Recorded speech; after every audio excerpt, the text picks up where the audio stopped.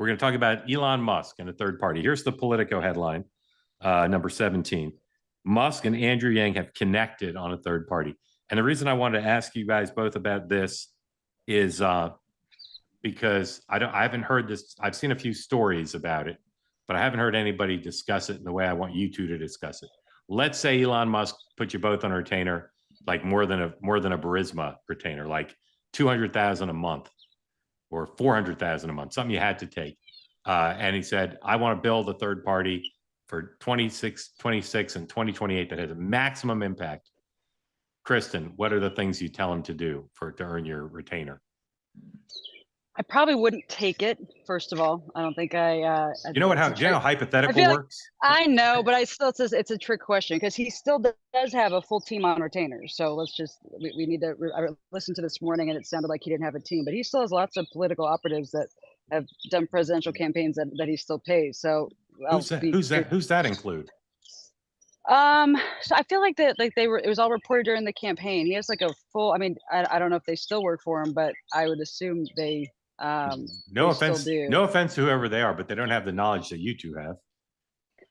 Well, I think the first thing he needs to do is do some image rehab, right? Because it doesn't matter what he is going to do for a new party if he's a flawed messenger. And so that was, one of the most unfortunate things as he was departing, the effort he was doing is that there was really no effort there to humanize or explain the good work he was doing with Doge and with the government. He kind of just took the brunt of everything and then left without, it's like there was a plan to get him to the door to how to cut it. And then I don't think and this wasn't the White House, wasn't their job. It was, Elon's job, frankly, to kind of, maintain that brand and talk about the good that came from what he did. And so I think he needs to start there and to talk about, getting back to, what really inspired him to get involved to begin with. Because if you go back and listen to a lot of his podcasts, and there are so many out there that he's done interviews with, I mean, he is very earnest in why he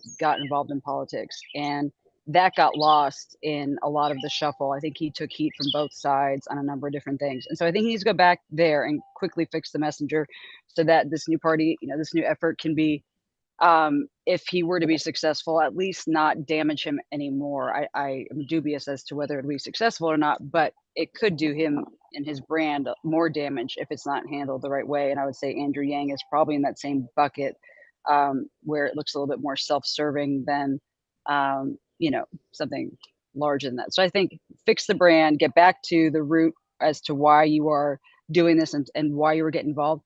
And then he needs to stop attacking people. So the back and forth attacking Trump and the bills and this and that, you can explain your differences without making enemies. I think when you're trying to start a new party, the best thing would be not to make enemies in the process. So those would be my three things off the bat. All right, Steve, what would you add to that list? Well, I generally tell people, if I can't help you, I don't really want your money. I don't mean that to be self-serving, but it's not a good business model to take people's money when you can't help them.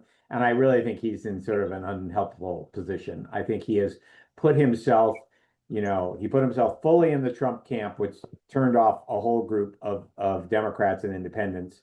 And then he annoyed Trump, and Trump is now full-throated attacking him. So I feel like he's sort of in no man's land, and I'm not sure what lane you could potentially create for him.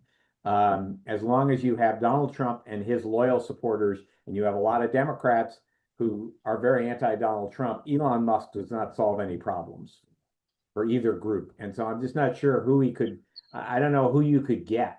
Now, put aside the historical history, as you know, Mark, of third-party efforts in this country have always failed. Yeah. Recent. I mean, they're just really hard to do, like it or not. The states and the national is a two-party system, and you really have to try and take over one of the parties.